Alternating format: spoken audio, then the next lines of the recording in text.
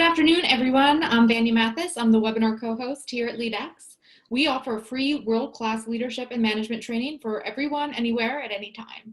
Just visit leadx.org and you'll see our free course of the day. I'm very excited to bring you our special guest, Mike Vardy, a writer, speaker, and founder of Productivityist. In today's webinar, he'll cover how to marry your intentions with attention so you can get the right things done, how to create a simple, flexible, durable framework that allows you to make measured progress of your project and goals, how theming your time can help define your days and funnel your focus, and how to take time theming to the next level in just a few simple steps. Before we get started, just a few housekeeping items. Make sure to close out of all other programs and windows so you get the best viewing experience. They can really eat up your bandwidth. And if you have a question for Mike, just submit it using the Q&A function. It's at the bottom of your screen. He'll take them all after his presentation. And if you want to chat with the attendees or Mike or me during the presentation, just hover over the two at the bottom of the chat box. It's on the right, and select all panelists and attendees. That way we can see it. Thank you all for joining us today, and please welcome Mike Vardy. Hey everybody, thanks for joining me today. And if there's any technical things that happen, just let me know, because sometimes you never know. I love technology, but it could be one of those things where it can, the gremlins can get out and stuff. We're going to talk about tools here in a minute, but I want to thank you for joining me today as we talk about how to turbo boost your productivity with time theming. And if you want to share what you're learning here and stuff, there's my Twitter handles up top there at Mike Vardy, and my Instagram is at Productivityist. So first off, I want to share a little bit about my story really quickly. So I studied productivity and have been studying productivity for the better part of a decade. Okay. And I've studied all the different systems. I've written for, online publications like Success Magazine, and I was the managing editor of Lifehack. So I've really immersed myself in this space. And what happened is the reason we're called Productivityist, which by the way, we're in the midst of changing because it can be a bit of a tongue twister to say, even though I've been Productivityist for almost a decade now, is the idea was Productivityist was born out of me being enthusiastic about productivity. I was a productivity enthusiast. Then I started to learn about all the different methods, and I became a productivity specialist. And over the years, I have now become more of a productivity strategist because now I teach my own methodology, which you're going to learn a little bit about today when it comes to the idea of theming your time. And it's just the very beginning elements of the methodology I teach that's called time crafting. So I live in Victoria, British Columbia, Canada. I do a lot of work in the US as well as internationally, some in Canada as well. And I want to share with you some simple tactics that you could use starting today. We're getting into that New Year season, and I believe you could start the year you want anytime you want. But we're going to get into how you could start to leverage time in a way that allows you to marry your intentions and your attention. And again, if Vanya, if there's any technical issues, just let me know. I'm seeing some stuff pop up there. So if someone's saying they can't see something, just pop on and let me know. So here's what you're going to get today. You're going to get a simple and effective way to remove friction from decision making. We often run into issues where we get in the way of our own success. So you've heard the phrase mind over matter. Sometimes you need to focus on what matters over what's on your mind, because the mind can play tricks on you. So we're going to talk about how you can kind of program your brain and put yourself in a position so that you can remove or at least lower decision fatigue when you're trying to decide what's next to do. You're going to learn why boundaries are important, even if you're somebody that doesn't like boundaries. So if you're a creative person, if you're somebody that says, oh, I don't like a lot of structure, you're going to learn why boundaries are important. And then you're going to leave knowing how to craft a personal productivity framework that works for you. Even if you work in a large organization, whether you're a solopreneur, whether you're a stay-at-home parent, whatever, you can take all of these and use elements of them in your daily life. All right. So, but before we get going, I want you to grab like a pen and a paper. We have all these digital tools, and I think that's great. But if you've got a notebook and a pen, there's going to be a few exercises that I'm going to ask you to do, not necessarily during the webinar, but later. And I want you to write them down. So that way you could take time either after the webinar today, after the training, or maybe this weekend as you go into the weekend or at a future time, so that way you can move forward with some of these things I'm talking about. The reason I don't want you to use a digital tool right out of the gate is because there's that old saying by famous Canadian Marshall McLuhan, we shape our tools and then our tools shape us. And what we often see happening is people get a new tool like Evernote or OmniFocus or Asana or Todoist, and they like, I'm going to use this tool and it's going to make me more productive. I'm going to be more organized.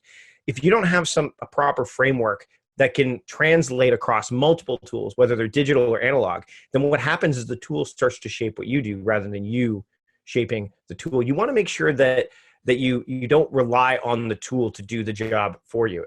For example, today I had my over-the-range microwave installed. We had a new one that had to be put in. I uninstalled it. I could take things apart pretty easily because I know I don't have to put them back together. But I do not know how to put that in properly. I could have the best drill in the world. We had to drill through some tile. I could have all that, but I don't know how to do that stuff very well. So even if I have the best drill bit, I'm going to not do a very good job with this. So if you buy the best to-do list application or the best tablet, or the best piece of technology, but you don't have the foundation to make it work, and the foundation that allows you to use maybe not such a great drill or not such a great tool, like I'm sure that a lot of professionals and tradespeople can grab a drill that isn't the best and a drill bit that might not be the best, but still get the job done and do it well. It's important that you don't look at the tool as the thing that propels you forward. It's what you do with that tool and how well you can use that tool. All right. So what is personal productivity? I want to dive into this really quickly. I believe that personal productivity is intention plus attention. Okay. And what do I mean by that? Well, really, whatever you intend to do, your intention. If you say I intend on doing this, that's all well and good. But if you don't have a way to pay attention to it, then your intentions aren't going to move forward, right? So intention without attention is powerless. An example of this would be, I want to write a new book, and you just keep it in your head. Well, that's great, but how are you going to pay attention to that? Maybe when you see a book in a bookstore, you go, oh, that's right, I want to write a book. Or I want to make, I want to have an 8-figure year this year. I want to make a lot of money. Okay, well, how are you going to pay attention to make sure that that intention moves forward? And then the other thing we get stuck on is attention. We pay attention to things that really aren't our intention in the first place. They pull us away from what we really want to be doing. So attention without intention is aimless. A great example of something that steals our attention without having any real intention or any clear intention inside of it is our email inbox. We open up email first thing in the morning. Again, not saying that you don't need to do that, but I'm just saying that when you open up email first thing in the morning, a lot of what you see are other people's things, and they are stealing your attention away from maybe what your intention was at the start of the day. So again, you have to marry these two together. When you do that, you get personal productivity. Let's talk about those boundaries now, okay? And this is really important because you need to set boundaries for yourself. And when you do that and you respect them, then you can allow and you can expect others to respect them as well. And you don't have to set a ton of boundaries up, and you don't have to make these boundaries completely transparent. For example, when people want to book calls with me, my coaching clients, I give them a scheduling link that allows them to book whatever time is available through that link.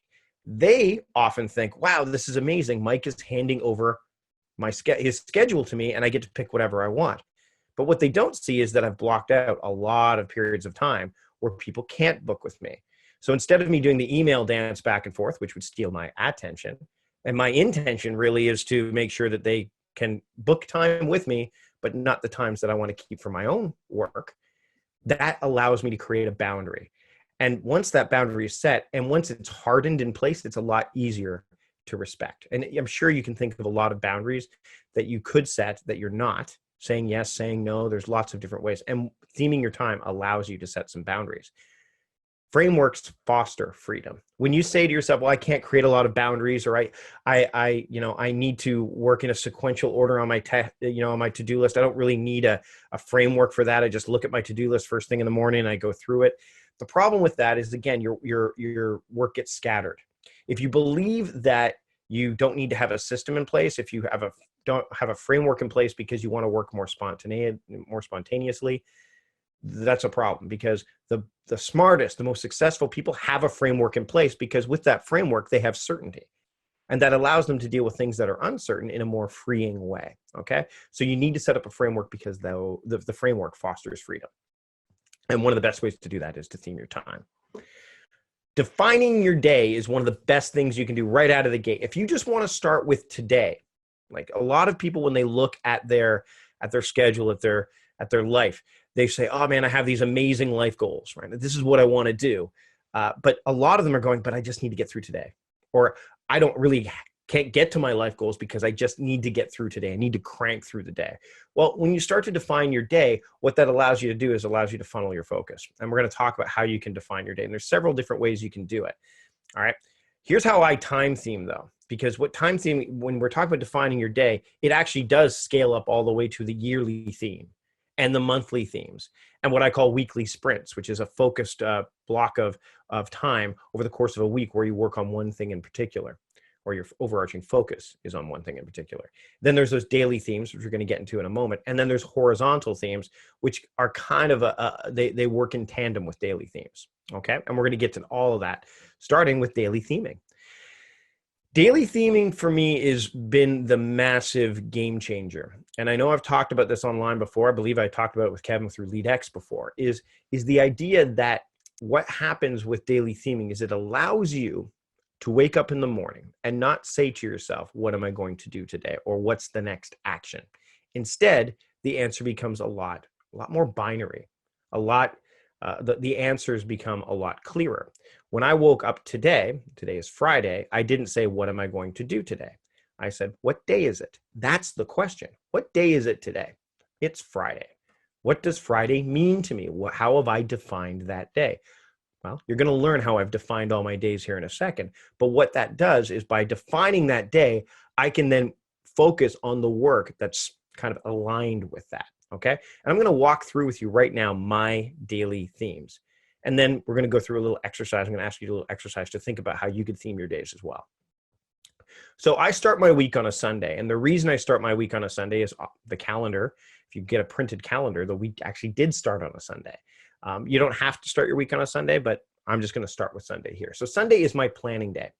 Now, the reason that it's my planning day, because I'm working backwards from the things I'm certain about in my week to the things that are not, is I know that on Sunday, no one is emailing me with something that I need to necessarily take care of on that day. Because again, as someone who runs his own business, I don't need to answer emails on Sunday if I don't want to, or I don't need to get to them right away.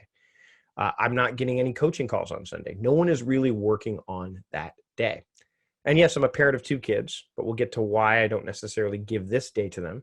But Sunday, I have a great deal of focused time, open time, where I can plan the days, the weeks, the months ahead. So it's called my planning day. And by the way, these themes apply to both my personal and professional life. So I'm planning for this webinar. I'm planning for what meals we're going to eat over the next 7 days at the house. This is what my planning day is. So when I wake up on a Sunday morning, I say, it's Sunday. What planning do I need to do today? Okay. Monday is my optimization day. And again, these themes are fairly broad for a reason. If they're too narrow, then you're going to run out of things to do, or you may end up running into an issue where you can't do those things. Whereas optimization are things that, how am I going to make myself better? How am I going to make my work better? So things like, I'm going to update my website and make it look better. I'm going to refine my coaching process by creating new worksheets for these people that have complained about them or that they're not working for them so well. I'm going to, do my workout. That's optimizing myself. So again, I've created this optimization day because it's about improvement. I want to focus on improvement, on getting better. And that's what this day allows. And again, there's some rationalization around the fact that certain tasks are more geared towards optimization than others. So that's what I choose Monday to be. And the reason I choose Monday to be that is I'm not doing a lot of email responses on Mondays because most people I deal with are dealing with the emails that came in over the weekend.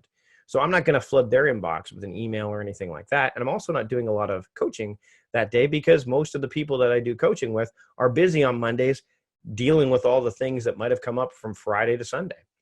Tuesday is my administrative day. And the reason is I have to focus on some fundamental administrative work. A lot of this stuff is low-hanging fruit.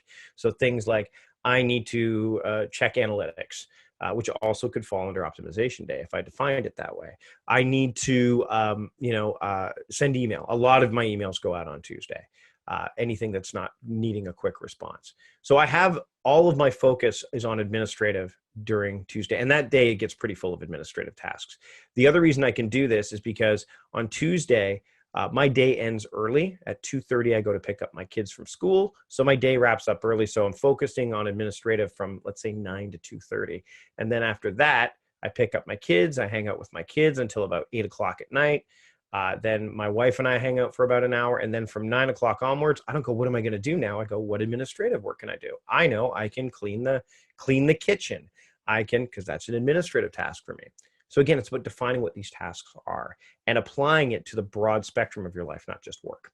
Wednesday is my audio video day. So when I talk about that, the reason that I use that as my audio video day is that nobody is ever home on Wednesdays. My wife is not home. She's at work working her job. There are no school holidays that fall on a Wednesday, not in Canada. And very rarely do professional development days or days off school fall on a Wednesday. So I know that on Tuesday night, I can set up my audio and video stuff for the next day and focus for that again till 2:30. I could focus all my efforts on audio and video work, building my podcast, doing videos for YouTube, things like that. And the great thing about this is that the only time I do podcast interviews are on Wednesdays. And generally, the only time I do video work is on Wednesdays. Doing this on a Friday is an exception to the rule. And you can have exceptions to the rule when you theme your days. But the important thing is to have the rule in place so that you know what to bend. So again, audio and video, often that stuff gets done. I actually have all my podcasts planned and recorded through 6 weeks in advance by doing this. And if I don't get audio work done that day, that's related to, let's say I don't get all my audio work done that day, I now no longer say, well, I better get to that tomorrow. I just look at it and say, okay, well, I guess that's going to the following Wednesday. So theming my days have allowed me to be proactive as well. Thursday is my training day. I call it training because I'm learning myself. A lot of my coaching calls fall on Thursday. It's got my widest bit of availability. And my wife is home that day and she works on the business. So she's training me on some of the billing and the CFO kind of stuff. And I'm training her on how to use some of the technology that we use in our business. So training day, that's what I call that. And training is not just training others, but training myself. And the kids are sometimes home on Thursdays if a holiday falls on a Thursday, but it's very rare. So I get a lot of training in. Friday is my deep work day. I do not do meetings on Fridays, generally. I do not have any coaching calls, none of that. It's the day where I focus on deep work, like building a course, writing, anything like that. Again, today is a Friday as I'm recording this, as we're doing this. So I have a 1 hour block where this is a meeting. It's an anomaly. It falls outside of the norm. But when I get done this, I don't say, what am I going to do now? I say, what deep work am I going to do next? Okay. And the other reason that Friday is a good deep work day is sometimes I can afford to lose deep work. I can't afford to lose admin or audio or training, but admin and optimization, or deep work and optimization, which fall on the days where the kids could be out of school, I can afford to lose. And then Saturday is my family day. And chances are you've already, if you have a family, chances are Saturday is already like that for you, or it's home day or household day, because you're spending time with your kids, you're cleaning your house, you're doing things like that. You're already probably doing this. You just haven't defined it as such. And when you do that, then you could say, you know what, I need to install a new gate on the backyard fence, or I need to install a new latch on the backyard gate. I looked at that and I said, I need to do that. When am I going to do that? I'm going to do that Saturday. So I may do it beforehand, but absolutely going to be done on a Saturday. Why? It's family day. To be fair, I could also put it on administrative day because it's a low-hanging fruit task. So there you go. You could theme your day. So here's what's next is I want you to theme some days. I want you to write down in that notebook or on that sheet of paper the days of the week. Whatever day you start with Monday or Sunday, and just fill up a whole sheet. And think about, work backwards from your certainty. So what do you know? Do you have kids? Well, then you know that they're not in school on Saturday and Sunday. So therefore, you should probably do some tasks. You should define those days as days where you're not going to do audio video work, or you're not going to do any kind of deep work. You'll do things like, again, household stuff, or maybe it's going to be your social day. I have a lot of clients that make Saturday or Sunday their social day. Work backwards from your certainties. It's kind of like those old logic puzzles where by process of elimination, the days kind of reveal themselves to you, okay? Now, some people can't theme their days because they feel, I don't have control over my entire day. How am I going to do that? I can't possibly do that. Well, first off, I challenge that theory because theming your days doesn't just mean the time you're at work. It's the 24-hour period. There's a great book by Arnold Bennett called How to Live on 24 Hours a Day. You could get it for free because it's over 100 years old. You can get on Project Gutenberg, and he talks about how most people think about the day as that work time, from the time they, go to work or leave for work till the time they get home from work. When you start to theme your days, you can theme outside of it. So therefore, on a Friday, when you come home from work, instead of saying, I'm just tired, I'm just going to do whatever my mind takes me towards, you could say, no, hold on a second. It's Friday. It's deep work day. I now have a compass, right? But horizontal theming works differently because it acts like daily themes, but it works over shorter time durations. So the way horizontal theming works is instead of you saying, I'm going to theme Monday as optimization day, you say, I'm going to theme from 8 a.m. to 10 a.m. across the horizontally. From Monday to Friday is going to be my optimization time. From 11 until 1 is going to be my writing time. From 12 till 2 is going to be social time. And the key here is that you want to make these broad, right? They override daily themes as well. So I actually do use horizontal theming for things like writing, exercise, things like that, because they override those daily themes. They also work well in conjunction with daily themes, as you see, because on a Friday, I do not have a horizontal theme for writing because writing is part of deep work. But on Thursday, I do have a couple of horizontal theme blocks for writing. The other great thing about this is that you want to create a separate calendar for them so that they show up differently. And you can, the one thing I like about using horizontal theming is that they're broad. You don't want to say from 9 to 10, I'm in email. Maybe you go into communication instead, because what happens is if you hyper schedule yourself, if you horizontal theme your entire day with too many specific things and something doesn't go according to plan, you know what happens is you push it off to the next tomorrow, or you get overwhelmed, or those things don't get done. So go again, like with your daily themes, go a bit broader. Wellness maybe as your horizontal theme for when you might do exercise or meditation or things like that. And then your to-do list is kind of where the details exist. So think of your calendar as the guide or the compass, and think of the to-do list as the details of the day, okay? And again, creating a separate calendar for them is really, really helpful because then it stands out, okay? Here's what mine looks like. So you could see, and this is an older one from earlier this year, because I had coaching day on Monday and training day on, and Thursday was basically training day. So coaching became optimization. And that's the other great thing about daily themes is if you change it, the tasks tend to migrate to those days by default. But you can see I've got the am writing. That's a horizontal theme that was going across at that time. And then you could see other meetings show up in there. But when I finished that 9 o'clock meeting on Monday, I would say not what do I do now, but what coaching tasks do I do now? Let's talk about monthly theming because this is a big one. And as we head into a new year or whenever you want to start your year, it's important to look at your year and say, how do I define it? This is the now year calendar. This is my calendar that we sell. And you could see that, I mean, there's a lot to look at here, but I've got my 3 words at the top. We'll talk about that in a minute.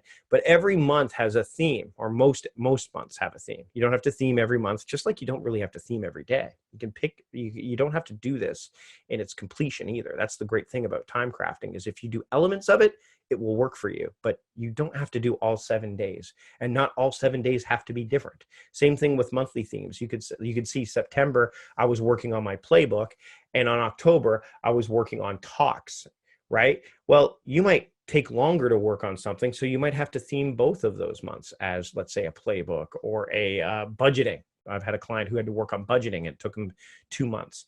What monthly themes do is they give you an overarching focus for the month.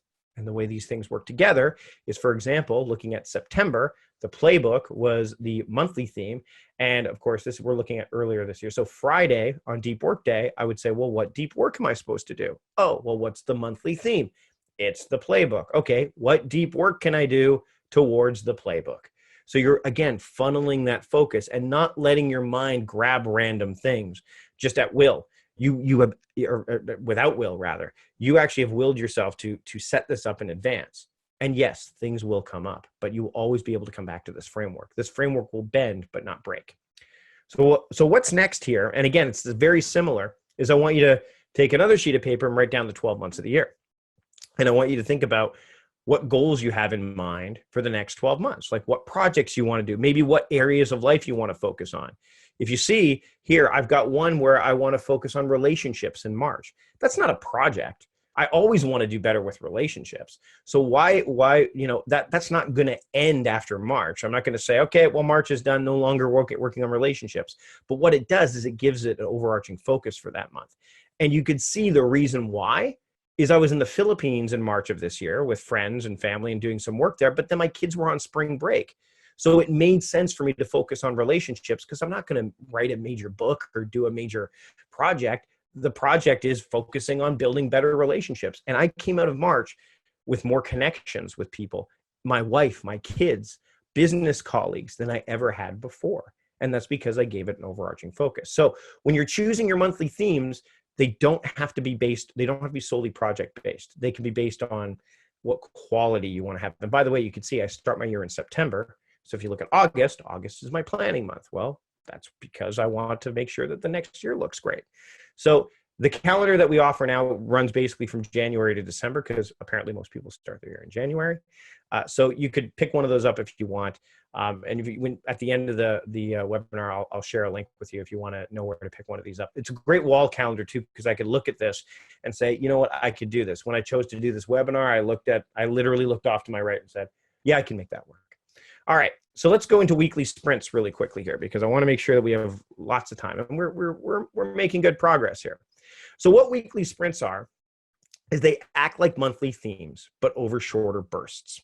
And these work well for example, I'm working with a screenwriter right now, and he's working on a screenplay, but so he can't necessarily monthly theme screenplays. Like, they're going to take longer than that. But what he's done is he's taken weekly sprints and says, I want to work on character development in the third week of January.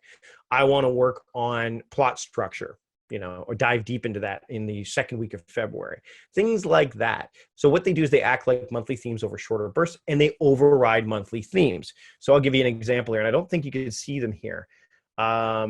But in my new calendar, you would see that a weekly sprint would be on one of those weeks. And instead of me saying, I'm going to work on the playbook this month, Friday's deep work day, I better do what's related to the playbook, or I'm going to, if I had something in there like membership, because we're building a membership site. If it was a weekly sprint to say build membership site, then that would override the playbook. Okay. So again, it's about removing that decision fatigue. They should be used sparingly if you're monthly theming, though. You don't want to theme every single week of the year. That can lead to burnout and overwhelm. If you're not theming your months, you might be able to do that. Or if you're a multi-potentialite, which is a term that Emily Wapnick, a friend of mine, has coined, and you want to do a lot of different things, then you could essentially theme every week. It's still going to give you that focus. It's just a matter of how much you want to do that. And again, you could use weekly sprints every other week and not use monthly themes. You could use monthly themes and never use a weekly sprint, or only have 4 per year. It doesn't, again, it's a personalized process for you. And again, create a separate calendar for them, so that way you could turn them on and turn them off as you need to. Okay. So we've gone over the core elements of monthly, weekly, horizontal, and daily theming. So we want to talk about yearly theming now, though. Now, you may recognize this fellow. His name is Chris Brogan. He wrote the book Trust Agents with Julian Smith, as Freaks Shall Inherit the Earth, and several other books. He has come up with this concept called the 3 words of the year. And here's what he says about them. I'm going to move myself out of the way. You can read the quote here, but we choose 3 words so you can use them for triangulation. 1 word seems to fade away from our memory too quickly. 2 words set our brain up to think that it's either this or that, very binary, which is okay, again, for other things. And 3 words give us a way to think about the situations in our lives from many dimensions. And notice he says our lives. So when you looked at my calendar, you saw the 3 words at the top, and here are mine since 2014. Now, I get a bit nerdy about it. I use the same letter for every word, and you could get that nerdy about it too, because maybe that's what matters to you. But the point is these 3 words all were my guiding principles for the year. So 2014 was family, focus forward. 2015, generosity, gratitude, and growth. 2016, harmony, health, and helpfulness. 2017, redesign, rebuild, reclaim. And I've actually repeated the 2017 words again this year because of the fact that we're going through a rebrand and a rebuild. And so it makes a lot of sense for me to reuse them. And again, the great thing about it is at some point, maybe those 3 words are going to be my guiding principles for my life. But the point is that I use these to make decisions. So when I was deciding projects to take on, monthly themes in particular, I would hold a monthly theme up to those 3 words. And a quick way to kind of evaluate a project when you were writing down those monthly projects are, does it hit 2 of the 3 words? Does it do 2 of the 3 words actually get pushed forward if I do this project? So here's a great example. I'm working on a book right now about time crafting. It's going to be likely called Time Crafting.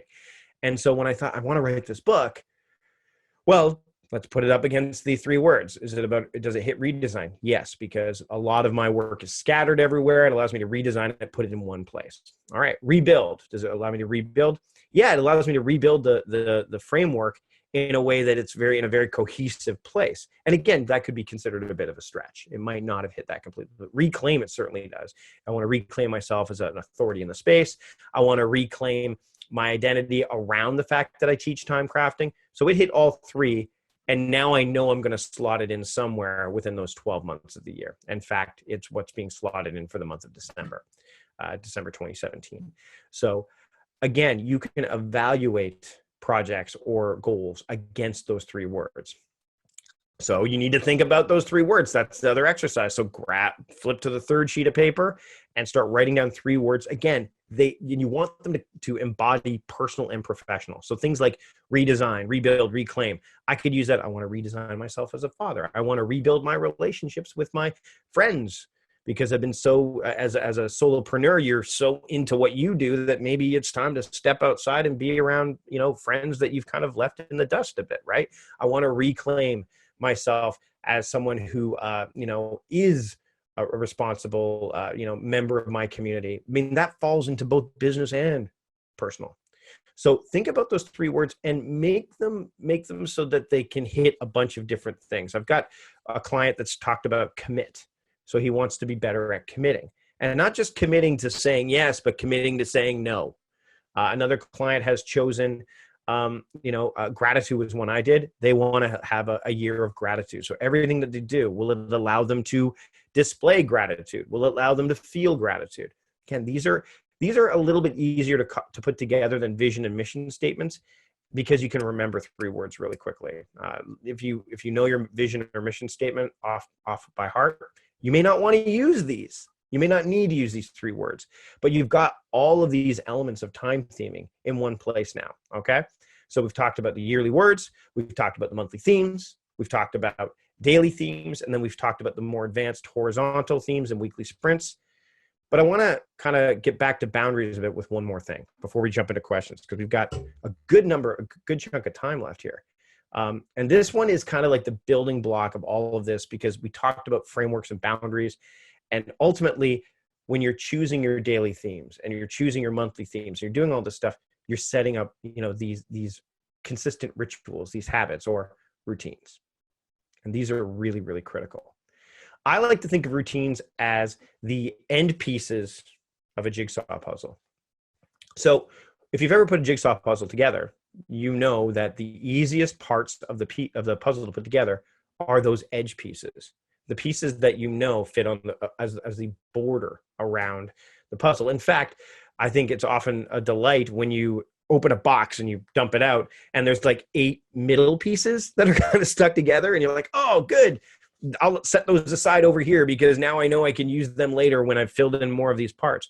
But the first thing you're going to do is set up that frame, because then it makes the puzzle easier to put together. Your day is the same. How you do things is the same. If you can frame it and you know how it begins and ends, your morning and your evening routine, then the middle of the day, as messy as it can be, at least at the end of the day, you know that, okay, well, this day didn't go as planned. I went off the rails, but I know at the end of the day, I'm going to close it exactly this way, or I'm going to open it exactly this way the next day. Okay. And I want to talk about the routine that I believe is the most important, that doesn't get talked about enough, because without this routine, you can't have a miracle morning or an excellent morning or whatever. The evening routine, the shutdown routine, so to speak. Think about it this way. If you shut down your computer at the end of the night, which not everybody does all the time, when you fire it up the next day, the cache is cleared, everything is great. Your evening routine is very similar. I mean, you're closing out your day. I like to think that the end of the day is you are at your wisest. Think of every day as a year, or as a lifetime, actually, where you wake up in the morning and you're a baby and you're like, oh, shiny new object. I'm not really quite sure how the world works, but I'm going to do whatever stimuli comes my way. Whereas at the end of the day, you're an elder, you're wise. You could pass on to the next generation of you.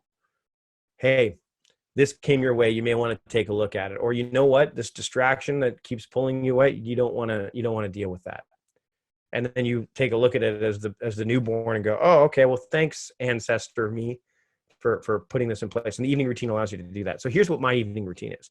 I map out my next day. I am a night owl.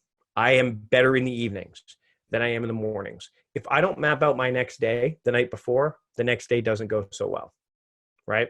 And I know a lot of people say, oh, start your day off by planning it. I dispute that. I think that if you end your day, whether it's you end your work day or you end your actual day, planning the next day allows you to hit the ground running.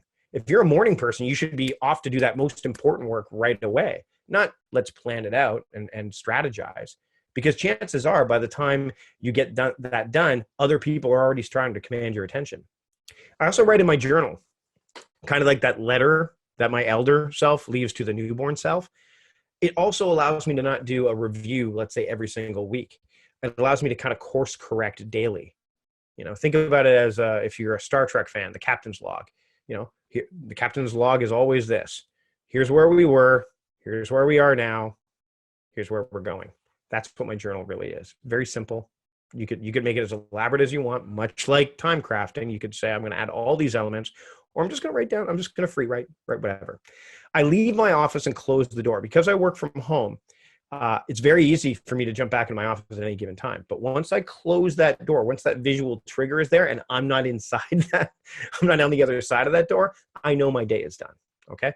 I prepare my NutriBullet shake. I have a breakfast shake every day and a coffee for the next day. Why? Because in the morning, I'm not going to do that. I'll grab I won't eat breakfast properly, or history has shown I won't do that. I floss and I brush my teeth and then I go to bed. That's the end of the routine.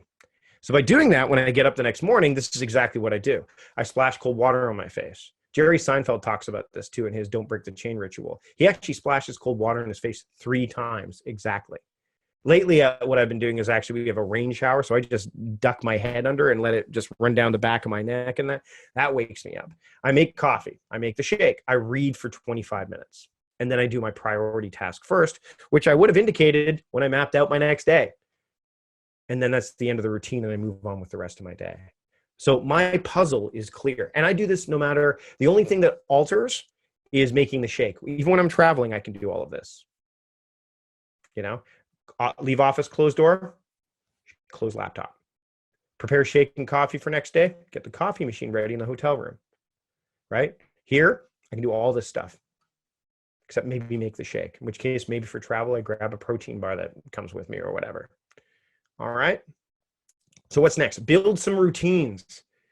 This is the last thing I want to give you is build some routines and start small. Routines are really just habits stacked one on top of each other. And the worst thing you could do is say, I'm going to do exactly what Mike did. So I'm going to have 7 things or 6 things here. No, start with 3 things. Like I'm going to meditate for 15 minutes. And then I'm going to read for pick 3 things to start with, and then add, because once you get good at that routine, then you can add to it. When I started doing the evening routine, I didn't always, map out my next day at first. I just wrote in my journal because the journal was kind of the map, but it wasn't specific enough. So I had to add that to it. But the only way I was able to add it was by writing in my journal regularly and get that locked down as a habit. Here, I didn't read for 25 minutes initially, until one day when I was reading my journal and it said, you know what, you're not reading enough. You need to fuel the mind. That's going to give you the energy you need in the morning. So start with 3 things. Morning and build that evening routine, whether you do it at the end of the day or the end of the work day or the end of the actual day, have an evening routine in place and bookend your day. All right. So we are at we got quite a bit of time for questions, and I can come back in and answer some stuff, but blaze through this a lot faster. I guess normally I answer some questions as we go, but I've got a free tool here for you to help you clean up your to-do list, which will help you start to theme those days. If you go to productivityist.com/free to-do list help, then you'll be able to get that tool. And it's got an audio program and a checklist and a bunch of other things, because there's often those little niggly tasks that stay for a while. This tool will help you with that. So I've got some time for Q&A, and we can kind of go over a little bit more of the specifics of, like when you should start daily theming. I don't think, for example, you may not be able to start all of them today. You could pick one day. And then I normally say to clients, look 3 weeks ahead and then start your daily theming, because most people are already, especially during the holiday season, they can't possibly even fathom theming a day that far. So literally be proactive and say, okay, in January or in February or 3 weeks from now, oh, look, I have a lot of meetings on Wednesday. So Wednesday should be meeting Wednesday. And then what you do is you say, okay, well, Wednesday is my meeting day. So I do meeting prep. I have meetings. I arrange meetings. Like all that stuff can happen on a Wednesday. So there, I answered a question that might have already been coming. But what do we have? And by the way, I really appreciate the time that you took here today to join me. Yeah, absolutely. And this is great, I think, Mike, because the new year's coming up and everyone can start 2018 with a perfectly themed calendar. It's awesome. I'm excited. I'm going to use a lot of it myself. We have a question here for you. What Sure. product do you use or recommend for allowing your clients to schedule with you? I use Acuity scheduling. So ACUITY scheduling. Calendly also works. It's a free tool, but I like Acuity because we have multiple coaches. So it allows for different schedules based on the different kinds of offerings that you have. Calendly does the same, but it only generally for the free version, I think it only works for one. There's lots of great tools out there. I used to use Schedule once. I just found the interface not to be as friendly. My wife deals a lot with that stuff in the back end. And if you're working with somebody who's more of she's more of an analog person, if you can find a website that someone you work with that's like, oh, this is nice, this is pretty, and it works for you, stick with it. So I like Acuity scheduling, and I think it's like $19.99 a month for the plan I use. So it's not very expensive. And it just allows you to avoid that whole ridiculous email dance that goes back and forth. Another tool you can use if you're trying to have meetings with groups of people is doodle.com. And it allows you to create polls around when is the best time for us to meet.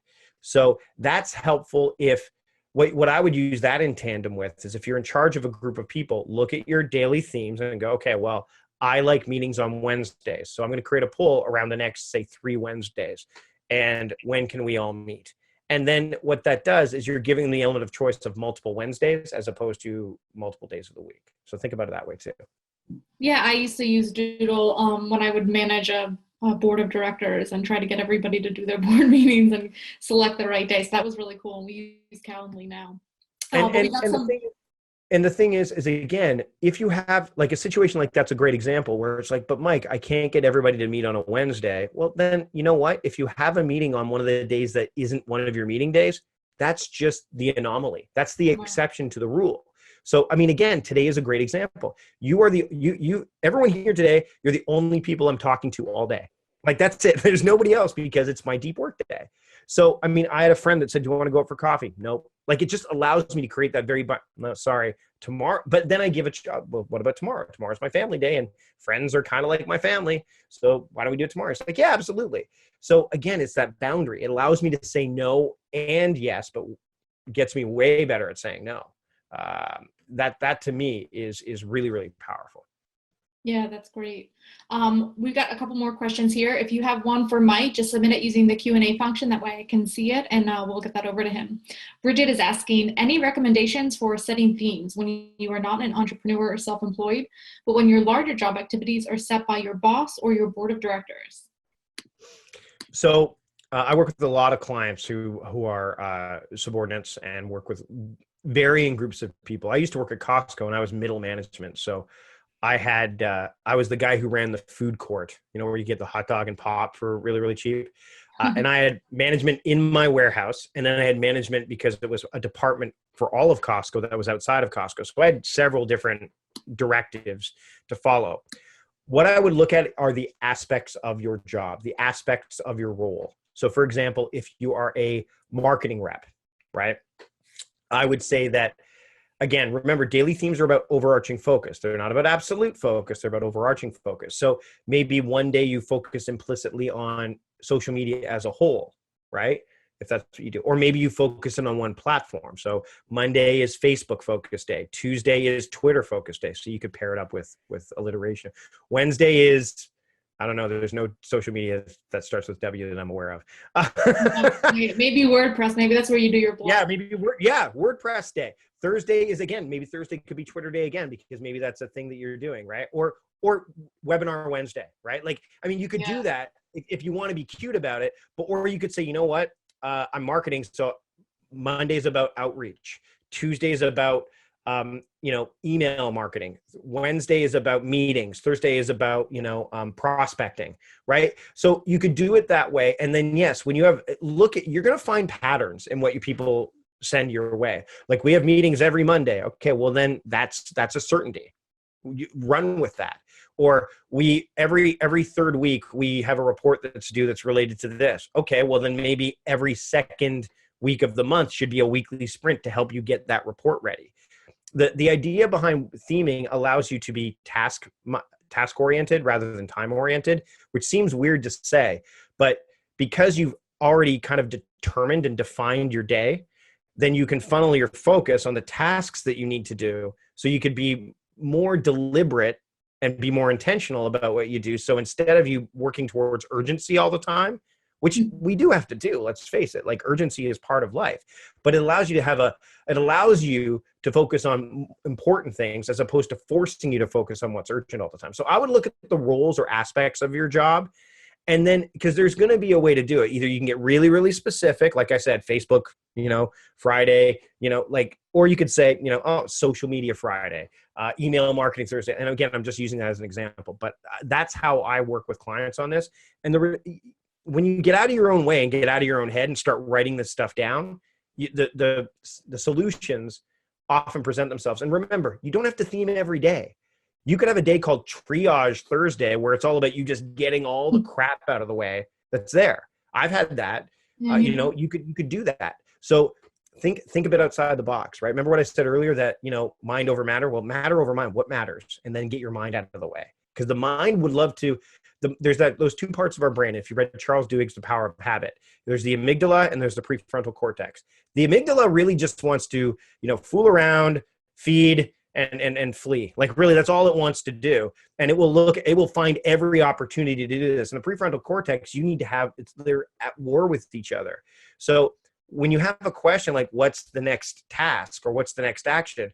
Your amygdala goes, yeah, it's Netflix. It has whatever. I don't want to do hard work. And the prefrontal cortex goes, well, we don't have any protocols in place to prevent that. So sure. Right. Whereas if you said, what day is it? Well, what are we going to do now? Well, what day is it? Oh, it's Friday. Friday's deep work day. Then the amygdala goes, what deep work do I want to do? I don't really want to do any, but so I don't have an argument. So therefore, you're at this battle, right? So I think what you need to do is think about it that way. Give yourself some definition, allow you to funnel your focus, and keep that part of your brain at bay. That's why when we come home, we watch Netflix, right? Like we come home from work day, we're like, what do we do now? I don't know, let's watch Netflix. Like I actually I have a tag, I used Todoist for my task management app, and I have a label in Todoist called Netflix. So I actually have a list of things I would want to watch on Netflix. So instead of me going onto Netflix and scrolling endlessly, I go into Netflix with intention. And people go, that sounds incredibly boring. But here's the thing. I get to watch what I know I wanted. 3 weeks ago, I said I wanted to watch Muscle Shoals. Okay, it's there. I'm going to go on Netflix. What do I want to watch? And by the way, you could do that already with the My List function on Netflix. Problem is, we see the My List function and the new releases and recently added and trending now. And we go, ooh, that looks good. No, stick with the My List. You've defined it already. So we really just need to get out of our own way in a lot of these cases. And theming helps you do that. That's so funny. That's great. Charlie is saying, you mentioned using separate calendars for sprints. Can you show us an example? Yeah. So, let me see if I can do that right now. Let me just, I'll have to stop the share for a second, but I can go into my calendar program. Just give me 1 second here. And it's December already. Wow. Let me go. Okay, here we go. So we'll go to next week. So I'm going to share my screen with you here in a second. So you'll just see it, share screen. And this is BusyCal right here. I use BusyCal. So you're going to see a lot of stuff here right now, but you could see that. So if you're looking here, like this is my monthly theme for December, which is Learn French. I'll hide that there. And then this is my weekly sprint. This is my monthly theme, which is the Productivity is Plus membership. And if I show you, you'll see it here. So you can see there's my daily themes, which are purple. My personal themes, which are my personal monthly theme, which is that. So I'm going to learn French. My daughter's in French immersion, and I'm tired of not knowing what she's saying. My wife speaks French too, so I want to focus on that. And again, Duolingo helps me with something like that. My professional monthly theme is the membership. And then the weekly sprint is I'm mapping out Productivityist Plus, which is what our membership was going to be called. So realistically, notice how it's an all day activity. So it's not in the way, like it doesn't take up my entire day, but I see it first thing. And you see this on mobile as well. So I see learn French. I see this is this, and I see this is that, right? So I could see it right away. And then I know, okay, that's how I would do it. If you're going to set it up, make sure you set it up so that they're all day activities, and that they are you're available, not busy, unless you want to be busy, which is great. I just don't think you're going to be able to make that happen. Does that help? I think so. Does the weekly sprint override your daily themes that week? No, daily themes. So the way it works is daily themes, horizontal sprints override, or horizontal themes override daily themes, because horizontal themes are by the clock. Daily themes are by the calendar, right? Mm-hmm. Whereas monthly themes are by the entire month, and weekly sprints are by a week at a time. So think about it this way. Daily themes are overridden by horizontal themes because time is a smaller increment. Time of day is a smaller increment than the day. Right. Monthly themes are overridden by weekly sprints because weeks are a smaller increment than months. Got it. Okay, that makes sense. And by the way, I showed you that on BusyCal. You can do that. I mean, those are from Google Calendar. Those are imported, and you can do it in an Outlook calendar as well. So, I mean, those are just imported. But yeah, you could. It's not that hard to do. And again, on mobile, the great thing about making them all day activities is they're this big long strip, like black or red or whatever, and make them noticeable. Hell, even make them yellow if you want, so you have to squint a little bit. You're like, what's that? Oh, right. Like anything that you need to do to kind of get that focus. So that's how I would do it, and that's how I do it. Got it. All right. So Steve's saying, do you use to-do lists for the different theme days? Yes. So in Todoist, and again, you could use this. The great thing about time crafting and theming is that I have what I call the 5 categories of mode-based work, and it spells the acronym TREAT. And if you go to the tool there, that's one of the things you'll end up getting is, so the 5 categories of modes are theme-based, so like daily themes, resource-based, so where am I, what person am I dealing with, things like that. E is energy-based, which I think gets left in the dust a lot. Like, what energy level do I need to be to do this task? Do I need to be fully focused, or can I be brain dead? A is activity-based, so anything ending in ing, writing, reading, studying, financing, anything like that. And then T is time-based. Is it going to take 5 minutes? Is it going to take a half hour? So what I do is inside of any to-do list app, Trello, Wunderlist, Microsoft To Do, OmniFocus, Todoist, any of the ones you use, you create either the tag or the label, depending on what you're using. That should be your theme. So what happens is you can then attach a label or a tag to a task, and then you can look at that by label or by tag. So that's what I do.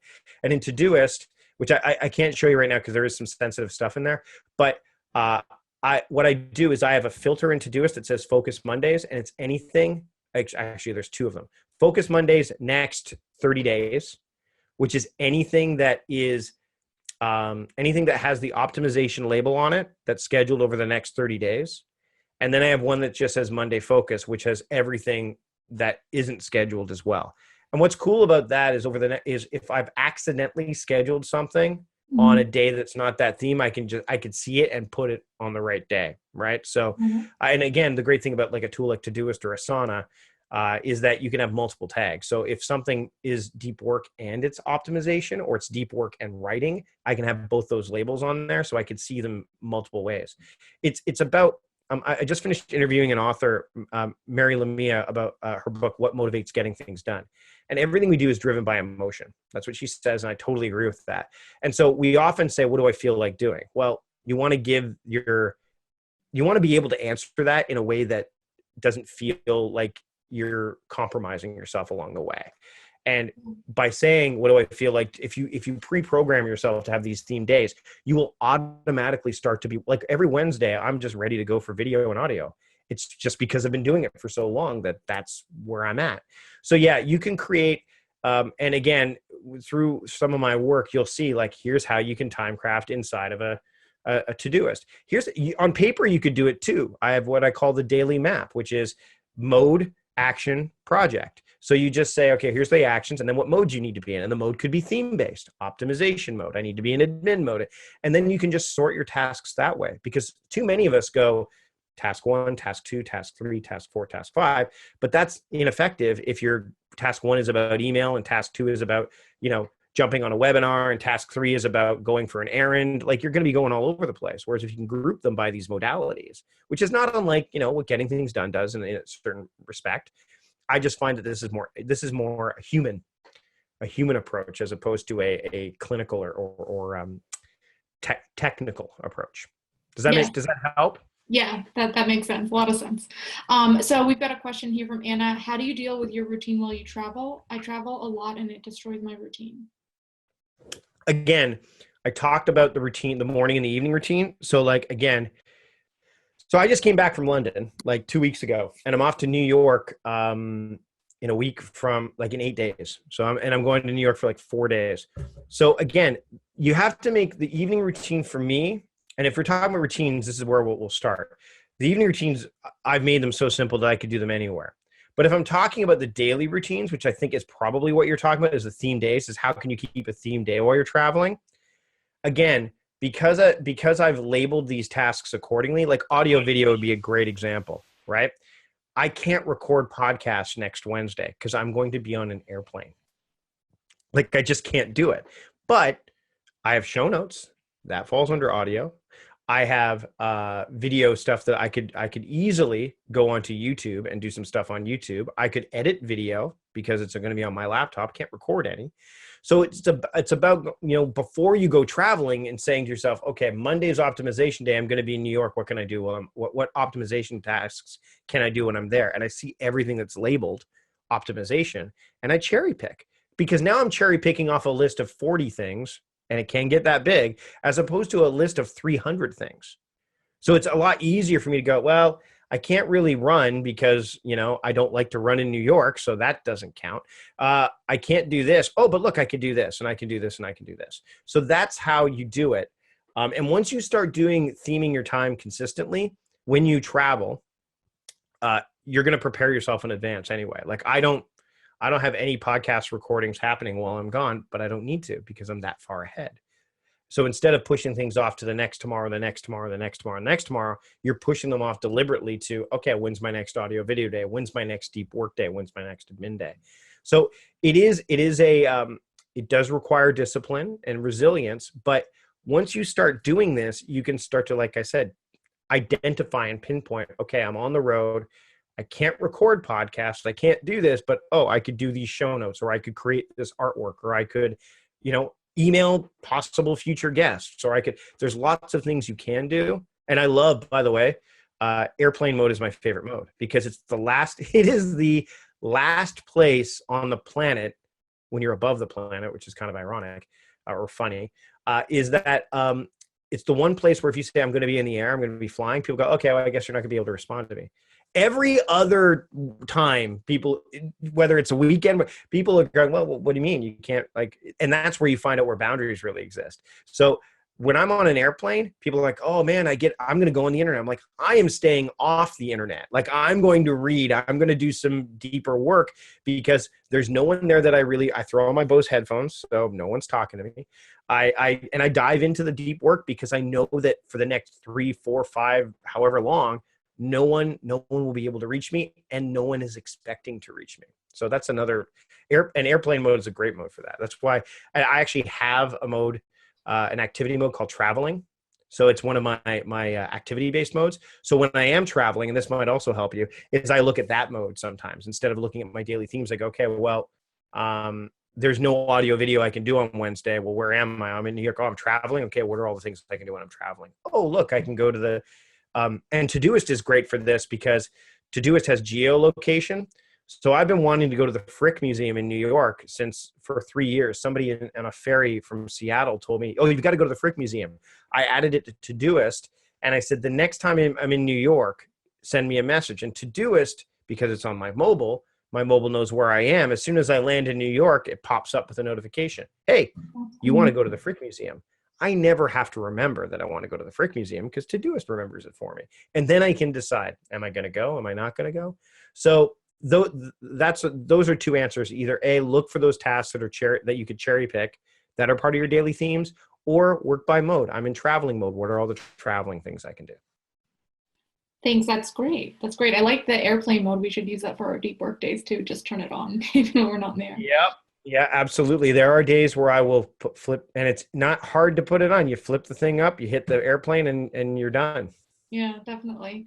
So I've got just two questions left here for you. If anyone has anything they want to ask Mike, please submit it using the Q&A function. We're going to wrap up. I know it's 4:00, but we'll get these last two in. Mark, how often do you check your email and social media? It depends.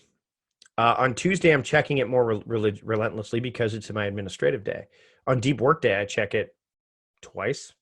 First thing after I do my priority task, and then I think probably an hour before my end of day, just in case anything. Again, living on the West Coast helps too, right? Because if I check it, like if I was to check it now after being finished, everyone on the East Coast has pretty much wrapped up their day. Which is, again, the advantage of being a night owl in some cases. Some people say, oh, well, you got to get started. Well, if I want to get ahead where the New York people are, I got to get up at like 3 a.m. So what happens is because I work till 1 a.m. sometimes, I'm answering and being proactive as far as they're concerned because they're like, wow, he's up at 4 a.m. That's crazy. No, I just haven't gone to bed yet.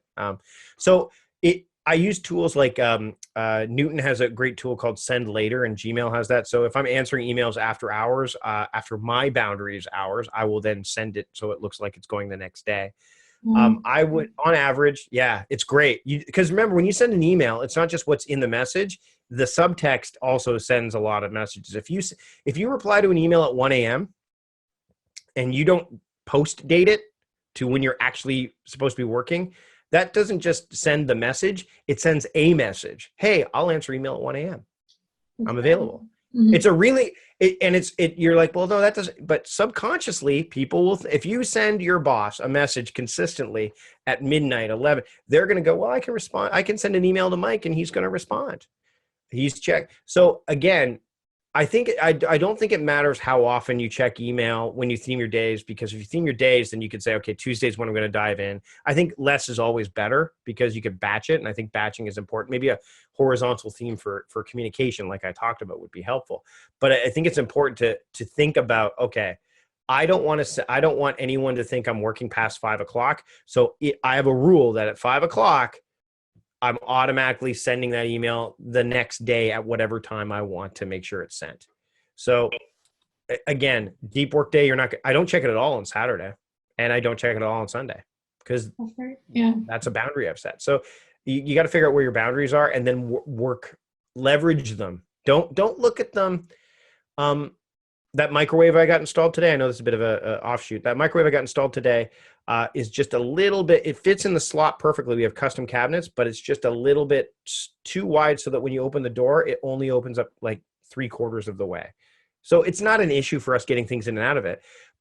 And some people would look at like, oh, we bought the wrong microwave. I look at it like, well, now look, the kids aren't going to swing the microwave door open. So I choose to look at it as like hey, it's a teachable moment to my kids to say, look, you can only open the microwave this far. So you have to hold the handle the whole way.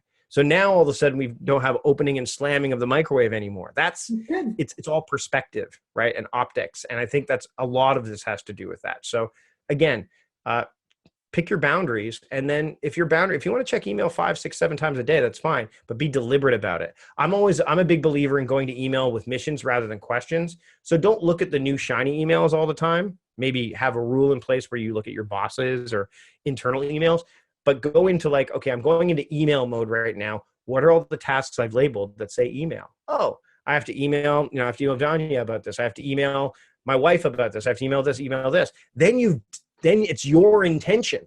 I went in and did my things.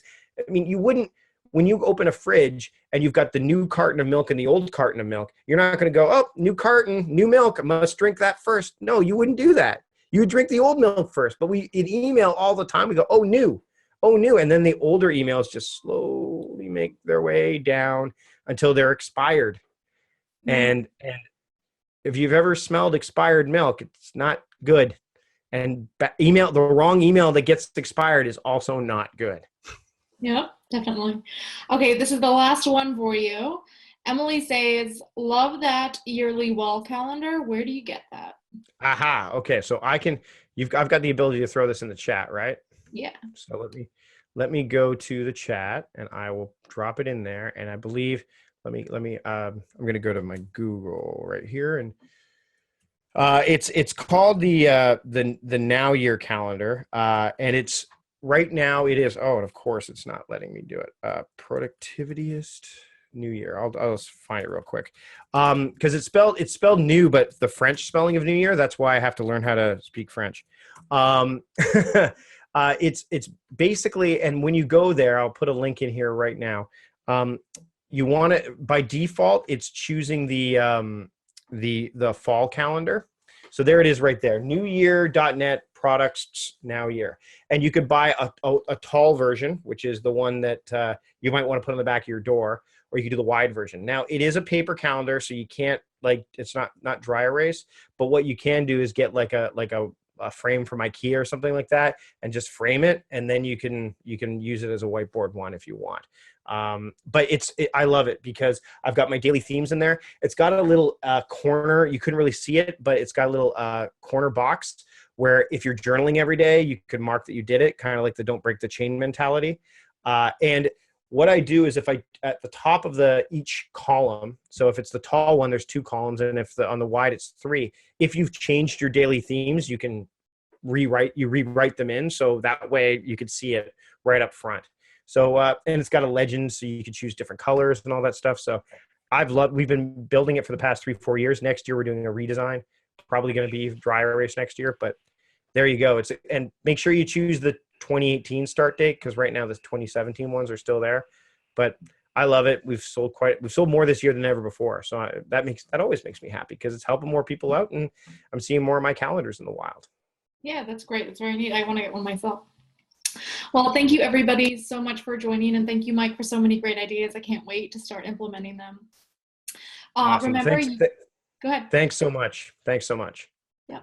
Remember, you can get this recording and all our past webinar recordings by signing up for a LeadX Academy membership. We offer a free trial, and then it's just $7 a month. Go to leadx.org to learn more. There's over a dozen webinars and courses on productivity alone. Hope you all have a great weekend. Thanks again, Mike. Have a good one, everyone. Thank you. Bye. Bye.